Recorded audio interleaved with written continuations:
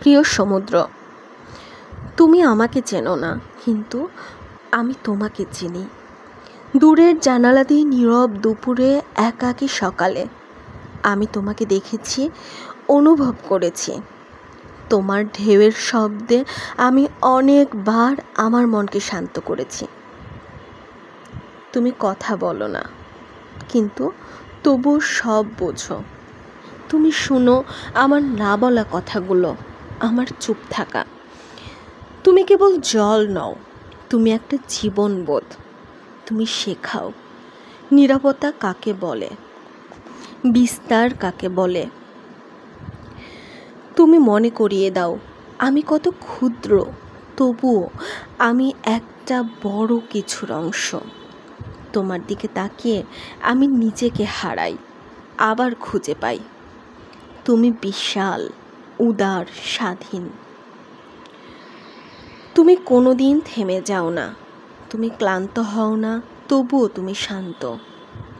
তোমার কাছে আমি ঋণী, এই অনুভবের জন্য, এই প্রশান্তির জন্য। তুমি ছিলে, আছো, থাকবে নীরবে আমার পাশে। আবার দেখা হবে, হয়তো কিছু না বলেই। ভালোবাসা ও শ্রদ্ধায় একটি ছোট মন এই বিশাল জগতে। বিশাল এই সমুদ্রের কাছে লেখা একটি চিঠি। চিঠিতে অনেক আবেগ আছে, অনেক ভালোবাসা আছে, অনেক মায়া জড়িয়ে আছে, অনেক না বলা কথা আছে। মনে জমা আছে অনেক অনুভূতি, অনেক ভালোবাসা। সেই অনুভূতিটা উগরে দেওয়াটা খুব সহজ নয়। আর এই বিশাল সমুদ্রের মাঝে, এই বিশাল জলরাশির মাঝে এই সামান্য অনুভূতিটুকু হয়তো কিছুই না। সমুদ্র আমাদেরকে অনেক কিছু দেয়। আমাদের কাছে পাওয়ার কি তার আসলেই কিছু আছে? আছে। সেটা কি? ভালোবাসা। আমরা সমুদ্রকে যতটা ভালোবাসি, এই ভালোবাসাটা পাবার জন্যই হয়তো সমুদ্র তার জলরাশিকে আমাদের কাছে পাঠায়। বিশাল সমুদ্রের সামনে দাঁড়িয়ে যে ভালো লাগাটা কাজ করে, সেটাই তো তার জন্য হয়তো বড় পাওয়া। এত মানুষের মাঝে, এত ভিড়ের মাঝে আমার মনে হতেই পারে সমুদ্র আমাকে চেনে না। সে চিনুক বা না চিনুক, আমি তো সমুদ্রকে চিনি। আমি তো জানি আমার প্রিয় সমুদ্র কত কত কত কত ভালোবাসা নিয়ে আসে আমার কাছে। সমুদ্রের সামনে গেলে আপনা আপনি মনটা ভালো হয়ে যায়। দূর থেকে সমুদ্রকে অনুভব করার মধ্যেও কিন্তু আলাদা রকমের মজা আছে। এই বিশাল সমুদ্র, বিশাল জলরাশি, সুন্দর আকাশ, সব মিলিয়ে কিন্তু মনের মধ্যে অনেক রকমের ভালো লাগা তৈরি হয়। অনেক কিছু বলতে ইচ্ছে করে সমুদ্রকে। ইচ্ছে করে কষ্টগুলো সমুদ্রের মাঝে ছুঁড়ে দিই, আর ঢেউ এসে সে কষ্টগুলোকে নিয়ে চলে যাক বিশাল গভীরে। কিন্তু একটা জিনিস মাথায় রাখতে হবে, কষ্টগুলোও কিন্তু আমাদের জীবনের অংশ। কষ্টগুলো আছে বলেই কিন্তু আমরা ভালো থাকি, ভালো থাকাটাকে অনুভব করতে পারি, উপভোগ করতে পারি। যদি সবসময় ভালো থাকতাম, তাহলে কিন্তু সেইটা একটা সময় বিরক্তির কারণ হয়ে যেত।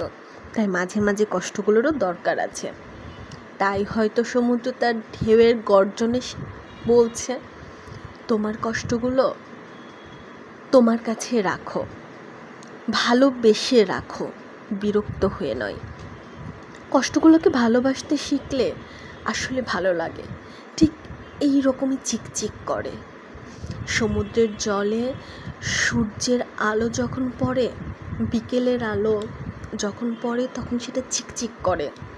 ঠিক তেমনই দুঃখগুলোকে যদি মনের কোঠরে স্তরে স্তরে রাখা যায়, তাহলে কিন্তু সেইটাও সাজিয়ে রাখা যায়, তবে কিন্তু সেটাও দেখতে ভালোই লাগে, খারাপ লাগে না।